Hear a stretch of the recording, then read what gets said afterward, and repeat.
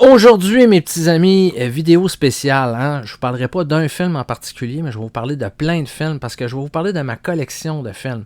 Je vais vous parler un petit peu de ma passion de collectionneur de films, d'où ça vient tout ça, comment ça a commencé et je vais vous montrer un peu mon setup que j'ai chez nous. Vous allez voir un peu mes étagères, vous allez voir que j'ai du stock en tabarnouche et ça commence dans un petit instant au Ciné-Club de Rico, mes chers amis. Restez à l'écoute.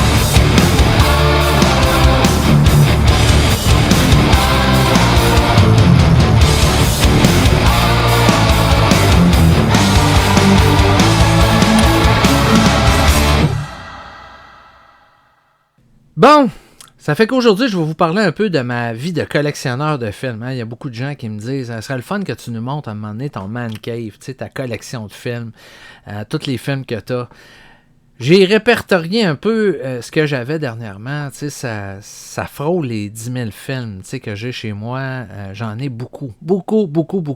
À ne plus savoir où les mettre. J'en ai partout. J'en ai dans mon garde-robe, j'en ai dans ma cuisine, j'en ai dans mon salon, j'en ai partout. C'est un genre de maladie, ça, collectionner les films. Vous savez que tout le monde a sa maladie de collectionneur. Peut-être pas tout le monde. Mais je connais bien des gens qui ont cette maladie-là de collectionner des choses. J'ai un de mes amis de Saint-Raymond qui, lui, est un collectionneur de jouets. Mon ami Richard. Et quand je vais chez eux, c'est un genre de musée de tous les jouets qu'on aimait quand on était jeune. Les Maîtres de l'Univers, G.I. Joe, les Ninja Turtles, les Schtroumpfs. En tout cas, il y a toutes les collections possibles et imaginables, les Transformers. Quand tu rentres chez eux, là, il a fait des displays, puis tu vois, c'est bien organisé. Vraiment, là, on retombe en enfance avec tous les jouets. Il les a toutes, là, c'est pas compliqué. Et, ça prend du temps, ramasser tout ça. Et ça prend beaucoup d'énergie et dans une vie, venir à bout de ramasser tout ça.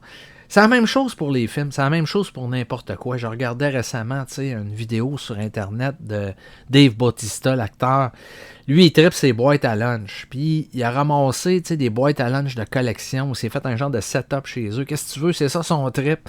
Il aime ça, les boîtes à lunch, avec les thermos dedans. Puis, il nous les montrait dans la vidéo. Puis, je trouvais ça pas mal le fun. Tout le monde a son trip dans la vie. Il y en a qui trippent ses timbres. Je connais même quelqu'un qui collectionne l'argent Canadian Tire. Il aime ça, qu'est-ce que tu veux, c'est son trip. Il y a une table remplie de cash Canadian Tire. Et il y a des affaires qui ont beaucoup de valeur là-dedans, peu importe ce qu'on peut en penser. Et moi, comme collectionneur, moi, c'est le cinéma, c'est les films. Et ça date de loin, ça date de mon enfance, parce que j'ai toujours voulu posséder des films. Quand j'étais jeune, ma mère m'amenait au cinéma régulièrement. J'ai eu la chance, que ma mère était à la maison, j'étais fils unique, donc j'avais beaucoup de temps que je passais avec elle. Et je me souviens, en 1977, j'étais dans la salle quand la première journée que Star Wars est sorti au cinéma, j'étais allé le voir avec ma mère. Et à partir de ce moment-là, j'étais assis dans mon fauteuil, calé dans le fond de mon fauteuil, et j'ai su que le cinéma allait occuper une place importante dans ma vie à ce moment-là. Je savais que ça allait être... Ça a été un coup de foudre, c'est pas mêlant. Et ça a été le cas de beaucoup de gens de ma génération qui ont vu Star Wars à cette époque-là. Et après, il y a eu la télévision payante qui est arrivée où il fallait un décodeur pour écouter les films qui passaient 24 heures sur 24. Et au début, si tu n'avais pas le décodeur, tu avais l'image qui était comme tout embrouillée. Et quand ils ont passé Star Wars à super écran, au début, c'était le premier choix, c'était pas super écran, c'était la télévision payante. Le signal était comme tout embrouillé. Puis moi, je regardais pareil le canal. J'essayais de voir les Stormtroopers, Darth Vader. Et je rêvais d'avoir Star Wars dans une boîte. Et c'est arrivé le jour où j'étais allé voir des amis qui restaient à Stoneham, il y avait un couple d'amis qui étaient les meilleurs amis de mes parents. Il y avait 2 enfants, Christian puis Danny. Et je me souviens, ils ont eu un magnétoscope à peu près 2 ans avant nous autres. 1 an ou 2 avant nous autres. Ils avaient acheté un magnétoscope bêta, les vieux, là, tu sais, que tu rentrais en cassette sur le dessus. Et eux autres, il y avait la cassette Star Wars. La première cassette qui a été éditée de Star Wars, ils l'avaient eux autres. Et pour moi, c'était magique. Tu sais, pouvoir écouter Star Wars autant de fois que tu veux, d'avoir la pochette dans les mains, tu sais, de pouvoir voir le cover art, d'avoir, tu sais, de la tenir dans mes mains. C'était quelque chose que je trouvais qui était sensationnel. Et tranquillement, pas vite, à chaque fois que j'allais là-bas, parce qu'à l'époque, là, il y avait un vidéoclub chez Sears. Et moi, j'avais demandé à mes parents de s'abonner au vidéoclub chez Sears. Et je louais des cassettes. Et à chaque fois que j'allais chez mes amis Christian puis Danny, ben, j'amenais des cassettes. Des fois, c'était à Bud Spencer. On aimait bien ça, Bud Spencer. On s'amusait dans le sous-sol à jouer à Bud Spencer. Il y en a un qui faisait Bud Spencer, il y en a un qui faisait un méchant. Puis là, on faisait une baston dans le sous-sol. On avait bien du fun. Tu sais, faut dire qu'on était jeunes, là. Mais on aimait ça écouter des films, des James Bond, on écoutait beaucoup de cinéma d'action. Après ça, quelques années plus tard, ça va être le cinéma d'horreur, le cinéma d'exploitation, ça va venir après. Mais nous autres, 2 ans après, on a eu un magnétoscope. Mon père, je me souviens, était rentré dans la maison avec le magnétoscope et Raiders of the Lost Ark, que je rêvais de voir. Et je l'ai vu pour la première fois chez nous dans mon salon sur une cassette bêta. Parce que notre premier magnétoscope, ça a été un bêta. D'ailleurs, j'ai réussi récemment à mettre la main sur un lecteur bêta. J'étais super content. J'ai quelques cassettes bêta. Je suis très nostalgique de cette époque-là.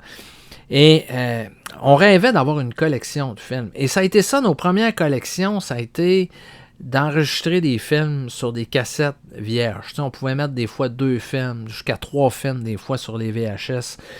Et on enregistrait les films à la télévision, évidemment.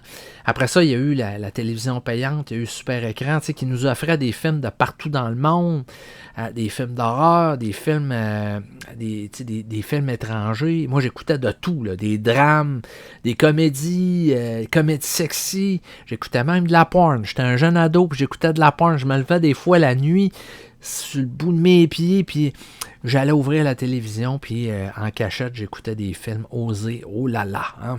Eh oui, qu'est-ce que... Tu sais, puis je suis pas devenu un monstre pour autant. Si vous saviez tous les films d'horreur, tous les films violents que j'écoutais quand j'avais 11-12 ans, je suis pas devenu un assassin pour autant. Je suis pas devenu un gars violent. Je me suis jamais battu dans la rue. Tu sais, j'ai déjà fait des arts martiaux, mais jamais que j'ai fessé sur quelqu'un dans la rue.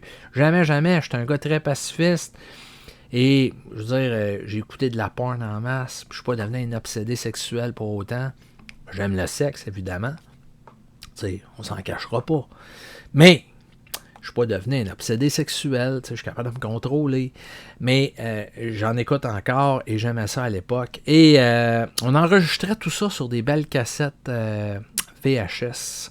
Et ça a été nos premières collections. Parce qu'acheter des films à cette époque-là, mes chers amis, ça coûtait à peu près 100$ une cassette. Et tu sais, dans l'argent de l'époque, là, c'était pas donné. Donc, on enregistrait nos films jusqu'au jour où est arrivé, vers la fin des années 80, on a décidé, les compagnies, de baisser les prix des cassettes. Et je me rappelle que une des premières cassettes que j'ai achetées, c'est le film Batman avec Michael Keaton, qui était... il y avait un club vidéo qui en vendait autour d'une 20aine de piastres. Tu pouvais acheter Batman. Et moi, je l'avais acheté. J'étais super content d'avoir ma cassette de Batman en bêta. Hein, c'était une bêta de Batman. Et après ça, j'ai acheté des films en bêta, en VHS. On a commencé, les compagnies, à sortir les films. Les gros films comme Indiana Jones, Lethal Weapon, toutes les grosses séries, James Bond. C'est ça qu'on fait un peu comme collectionneur. Quand on commence notre collection de films, on achète les films importants qui nous ont marqués quand on était jeunes. Les gros films, les grosses séries qui nous ont marqués. Et tranquillement, pas vite, on se dirige vers des films un peu plus obscurs, tu sais, des films qu'on connaissait un peu moins. C'est sûr qu'au début, tu sais, quand tu bâtis ta collection, tu y vas avec les grands classiques, tu y vas avec les choses qui t'ont marqué. Mais moi, il y avait déjà beaucoup de choses qui m'avaient marqué dans le cinéma. Parce qu'à Super Écran, moi, j'écoutais à peu près... Il y avait 30 films par mois qui passaient et je les écoutais à peu près toutes. Tu sais, peu importe l'âge du film, le style, j'écoutais des drames, j'écoutais... tu sais, j'aimais tous les genres de films. Il y a des collectionneurs aujourd'hui qui pensent juste à collectionner les Christy de films d'horreur.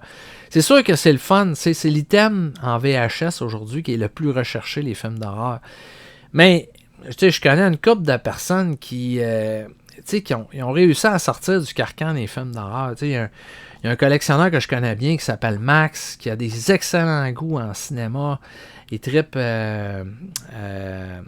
sur une comédienne italienne, tu sais, qui n'est pas piquée des verres. Et c'est Ornella Muti, tu sais, il trippe sur elle. Puis, je le comprends, moi aussi, je trippe sur elle. Puis, tu sais, c'est un gars qui a une cinéphilie incroyable parce que, justement, il écoute pas juste des films d'horreur, là, tu sais. À un moment donné, il faut sortir de là. Moi aussi, j'ai trippé quand j'étais jeune à écouter Evil Dead, à écouter Massacre à la tronçonneuse, à écouter, tu sais. Mais à un moment donné, j'écoutais pas rien que ça.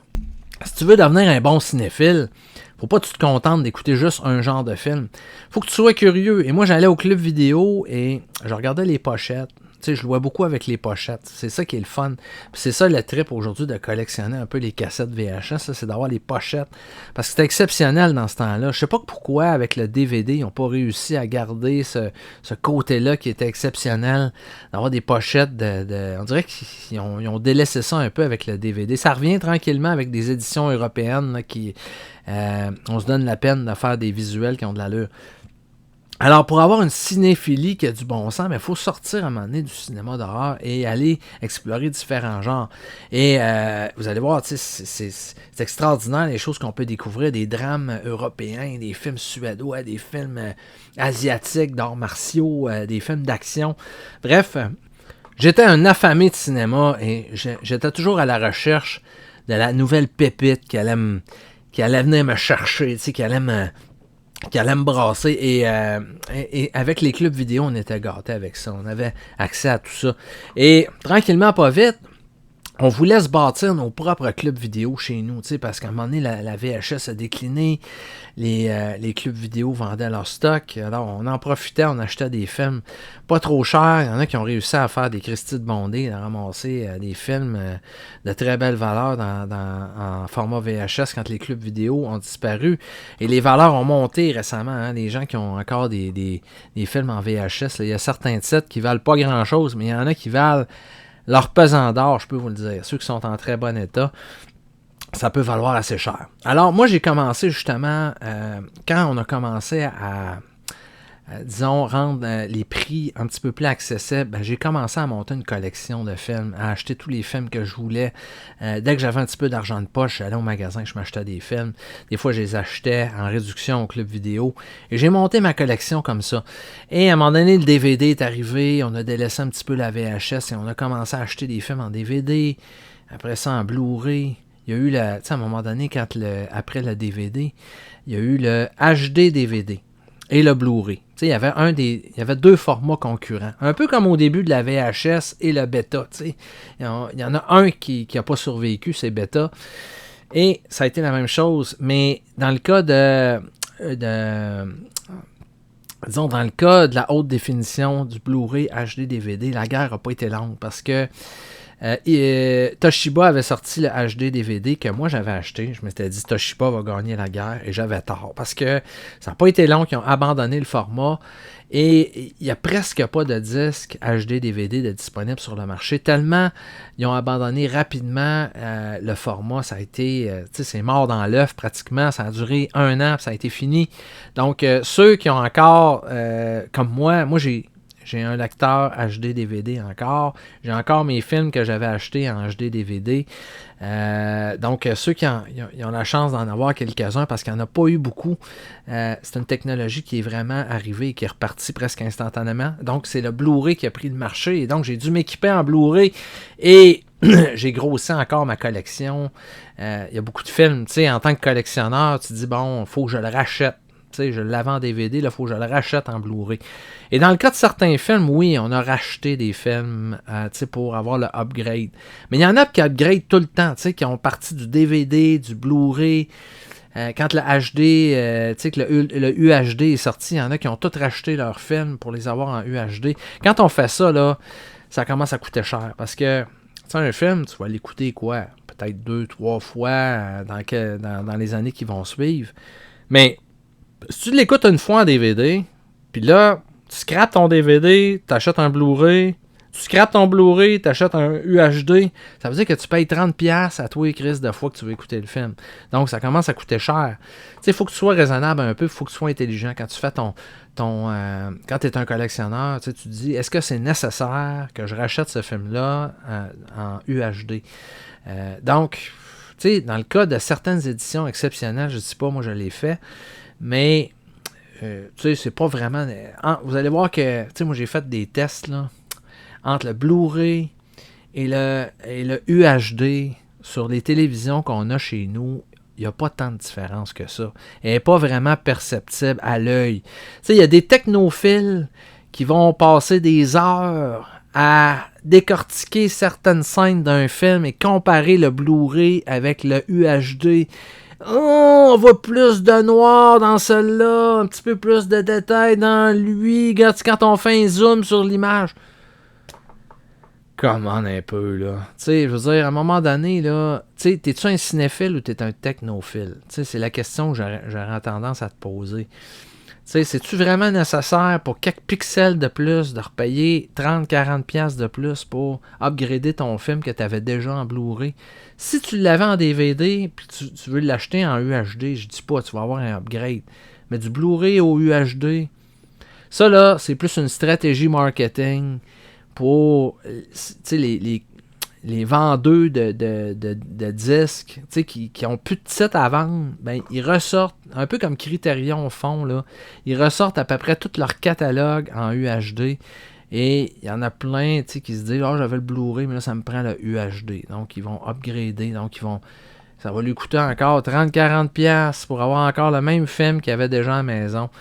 Tu sais, un film, une fois qu'il est parti, une fois qu'il est commencé, peu importe le format dans lequel vous l'écoutez, il a beau être en VHS, une fois que tu embarques dans l'histoire, une fois que le film est commencé, peu importe le format, là, le format n'a plus d'importance. Quand tu rentres dans le film, quand tu rentres dans l'histoire, c'est peu important qu'il soit en UHD, en Blu-ray, en DVD, là, commande. Là, c'est plus tu sais, faut être un peu obsédé, là. Tu sais, c'est pas comme une roche dans le fond de ton soulier, là.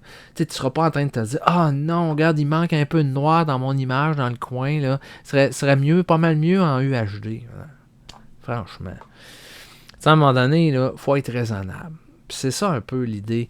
Alors moi, écoute, moi je décide, tu sais, je parle bien d'être raisonnable, mais vous voyez toute la collection de films que j'ai autour de moi. J'ai pas été si raisonnable que ça dans ma vie, malgré le fait que j'ai pas été un gars qui a racheté souvent, à part dans le cas d'éditions particulières, tu sais, qui sont vraiment intéressantes. Oui, il y a certains films que j'ai dans plusieurs éditions, mais c'est des exceptions. C'est des films d'exception. Alors, pour la plupart, tu sais, j'essaie d'avoir une édition qui me plaît d'un film. Quand je l'ai en Blu-ray, je ne le racheterai pas en UHD. C'est le cas de la plupart de mes films. Et j'ai eu l'occasion, c'est ça, comme beaucoup de gens, au cours des années, de collectionner les films, de me faire mon propre club vidéo à la maison. Et tu sais, dans l'ère de Netflix, il y a beaucoup de gens qui me posent la question, pourquoi... Tu sais, tu gardes tout ça chez vous. Tu pourrais être abonné à des services comme Netflix, Prime Video. Je suis abonné. J'en ai des abonnements aux services de streaming en continu parce que mes enfants écoutent certaines séries sur Netflix, sur Prime Video. Mais quand je regarde le contenu des films qu'il y a là-dessus, il n'y a pas tant de choses intéressantes que ça. C'est beaucoup des nouveautés, des films des dernières années. Quand tu parles de classiques, quand tu parles de films un petit peu plus obscurs, moi, je suis sûr que le 3/4 de ma collection figure pas sur Prime Video ou sur Netflix. Vous ne trouverez pas ces films-là là-dessus. Impossible. Eux autres sont très sélectifs. Et l'important d'avoir une collection à la maison, c'est que cette collection-là vous appartient. Il y a des gens qui achètent des films numériques, puis à un moment donné, mettons, tu achètes ton film sur Apple, puis ils n'ont plus les droits de ce film-là, mais ton film que tu as payé sur Apple, ben, tu ne l'as plus, il disparaît. Même chose sur Netflix, si tu as un film que tu aimes sur Netflix, tu veux le réécouter, ça se peut qu'un mois plus tard, Netflix l'ait enlevé de leur programmation. T'sais. Et c'est le cas des gens qui écoutent des séries. À un moment donné, ils étaient rendus à tant de saisons, puis pouf, la série disparaît. Il y a des plus puis des moins, mais les gens s'en remettent beaucoup à ces technologies-là maintenant, au streaming. Moi, personnellement, j'aime pas ça. Je suis un gars qui aime avoir le médium physique. D'ailleurs, il y a beaucoup de films, comme Disney+, il y a des films qui ont ressorti, qui ont censuré, qui n'ont pas voulu remettre dans leur état à cause aujourd'hui de toutes les polémiques qu'il y a. Ah, ben là, telle chose, c'était pas adéquat à l'époque, fait qu'on l'enlève. On décide de censurer.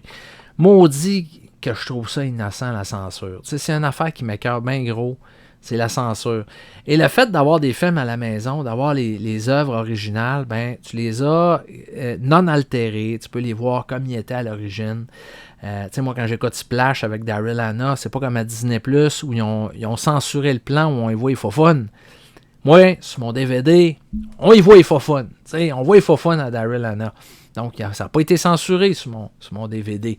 J'ai des films de Disney qui passeront jamais là, à Disney+. Le Song of the South, ça passera jamais là. Essayez de trouver un film de Jess Franco sur Netflix ou sur Prime Video, là, bonne chance. Là. Fait que, tout ça pour dire que les gens me posent la question, pourquoi tu as autant de films? Mais parce que c'est mon trip, parce que j'aime ça. Moi, ça me replonge à l'ère des clubs vidéo. J'en ai un chez nous. Donc, je peux me promener. Vous voyez, j'ai des étagères en arrière. Et je peux décider un soir, je me promène à travers mes films, je regarde les pochettes et je me choisis quelque chose à regarder. Des fois, j'ai une idée dans la tête de ce que je vais écouter. Et finalement, à force de regarder les pochettes, je dis, ah tiens, ça va être le fun. Je change d'idée puis j'écoute ça. C'est le trip d'avoir des films à la maison, beaucoup. Mais c'est pas tout le monde qui en a autant que moi. Il y en a qui ont des collections un peu plus épurées, qui vont garder uniquement les grands classiques qu'ils ont aimés quand ils étaient jeunes. Moi, j'en ai énormément, là. J'en ai pour une vie à visionner tout ça et plus. Il va falloir que je m'achète une autre vie pour finir de visionner tous les films que j'ai chez moi. Mais c'est pas grave, il y a des choses pires que ça dans la vie, c'est un trip, c'est quelque chose que j'aime et que j'aime partager avec vous, avec le Ciné-Club de Rico, c'est pour moi l'occasion de sortir des films de ma collection et de vous les faire partager, de vous montrer des choses que j'ai qui sont d'intérêt, que je trouve que vous connaissez peut-être pas, parce que j'ai beaucoup, moi c'est ça moi qui me fait triper dans le cinéma, c'est pas les films, les gros films mainstream, mais plus les affaires un peu plus obscures. J'aime ça. Voir une vieille série de Spider-Man qui date des années 70 avec un vieux costume mal fait, là, ça va me faire bien plus triper de regarder ça que de regarder le nouveau Spider-Man. Je sais pas, je suis de même. Je suis comme ça. Je suis mal fait peut-être, mais c'est moi, je suis comme ça. Et mais j'ai beaucoup de plaisir, puis j'ai une belle collection. C'est un beau mélange de toutes sortes de genres. J'ai une collection Criterion énorme qui regroupe tous les plus grands classiques du cinéma. J'ai une grande collection de films d'horreur. J'ai une grande collection j'ai des films de partout dans le monde. Et moi, je trouve ça bien excitant de continuer ma collection, bien que j'ai ralenti un petit peu, là. J'en achète un peu moins, c'est normal avec tout ce que j'ai, puis l'espace, ça devient une espèce de contrainte. À un moment donné, tu manques de place pour ranger tout ça. Alors, là, mon but dans les prochaines années, c'est de mettre de l'ordre un peu là-dedans, parce que là, j'ai beaucoup de stock, mais je manque de place pour tout mettre ça. J'ai 2 rangées par tablette de films. Et je viens des fois quand je cherche un film. Au début, je l'ai classé en ordre alphabétique. À un moment donné, j'ai perdu. J'ai perdu le fil. Là. J'ai abandonné parce qu'il y en avait trop. Puis à un moment donné, de tout retasser ça pour classer un film. Non. À un moment donné, je me suis dit, je ferai ça une autre fois. Puis à force de procrastiner, ben tout s'accumule. Puis à un moment donné, tu y trouves un spot. Tandis qu'il y a une place là, je le mets là. Fait que vous avez vu des images de ma collection. Vous avez vu que j'ai des films d'à peu près tous les formats. J'ai du bêta, VHS, HD, DVD, Blu-ray, j'ai du Laserdisc, j'ai tous les lecteurs qui vont avec ça. J'étais vraiment un tripeux. Moi, j'aime ça. Je vais toujours aimer le médium physique. Que ce soit... moi, c'est axé surtout sur le cinéma, mais j'ai encore un beau souvenir du temps où j'avais des petites cassettes audio. J'ai comme abandonné ça un peu. Là. J'ai abandonné la musique un peu au profit du cinéma, mais je peux pas tout garder parce que ça me prendrait un Costco, ça me prendrait un entrepôt pour mettre toutes mes collections. Donc, il a fallu que je me concentre sur quelque chose. Et je me suis concentré sur ce qui me faisait le plus triper, le cinéma. Donc, j'ai des films comme ça n'a pas d'allure, mais c'est mon grand bonheur. Et je suis certain que parmi vous, il y en a plein d'autres qui ont des belles collections. Alors, ça serait intéressant que vous me partagiez en bas, dans les commentaires, c'est quoi combien vous avez de films dans votre collection. M'envoyer peut-être des photos de votre collection, ça pourrait être cool, que vous me partagiez un peu c'est quoi votre setup à la maison, ça peut être une vidéo, une photo, ça serait vraiment trippant, puis d'échanger là-dessus, je trouve ça le fun. Donc, c'est ça, avec les images, vous avez pu voir un peu mon setup, ma collection. C'est sûr que je ne ferai pas le tour film par film, là, ça nous prendrait une semaine non-stop faire ça. Là, je vais peut-être éventuellement me concentrer sur certaines collections et vous montrer certaines collections que j'ai. Ceux que ça pourrait intéresser, je vais vous faire le tour à un moment donné. Avec le musée VHS de Rico, j'ai l'occasion de vous présenter des VHS, des films en cassette. Je vais peut-être faire ça aussi, occasionnellement, vous présenter quelques belles pièces. Je le fais des fois aussi avec les présentations Blu-ray, DVD du mois. Ça arrive que je présente des belles pièces de ma collection, mais peut-être qu'à un moment donné, éventuellement, je ferai ça de façon plus constante, là, plus régulière, de vous montrer un peu certaines parties de ma collection. Alors, c'était un plaisir pour moi de vous faire cette petite vidéo. Dans quelques jours, surveillez le Ciné-Club érotique de Rico volume 3. J'enregistre déjà mes capsules. Il y en a déjà qui sont enregistrées. Alors, je vais finir le montage de tout ça. C'est long. Hein? C'est un gros morceau, le Ciné-Club érotique de Rico. Il y a beaucoup de films, des sujets intéressants. Je vais parler de Tracy Lords. Je vais parler de Sylvia Christel. Donc, beaucoup de beaux sujets qui s'en viennent. Et il y a les sorties DVD Blu-ray, ça s'en vient aussi. Là, la fin du mois s'en vient rapidement. Bref, j'étais content de vous avoir avec moi aujourd'hui et je vous donne rendez-vous dans quelques jours pour plein d'autres beaux sujets sur le cinéma. Merci mes chers amis d'avoir été à l'écoute et abonnez-vous à la chaîne si ce n'est pas déjà fait. Partagez-moi vos coups de cœur cinéma et surtout vos photos. Et parlez-moi un peu de votre collection que vous avez chez vous. Hein? Ça va me faire plaisir de jaser avec vous autres de ça. Salut tout le monde.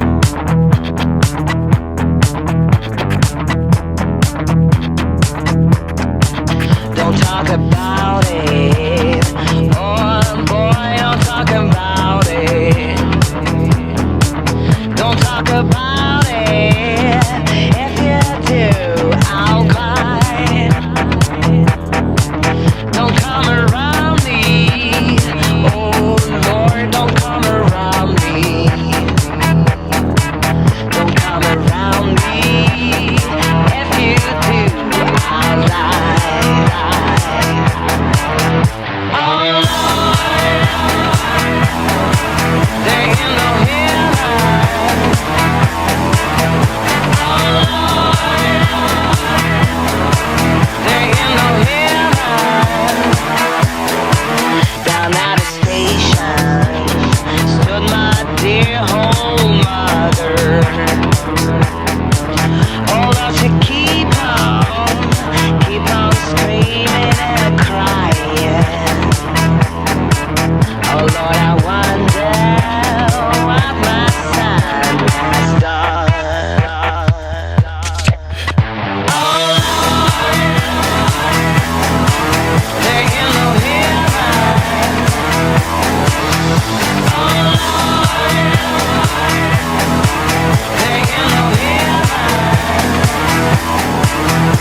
Oh Lord, how did you bring me any silver? I didn't bring me any gold.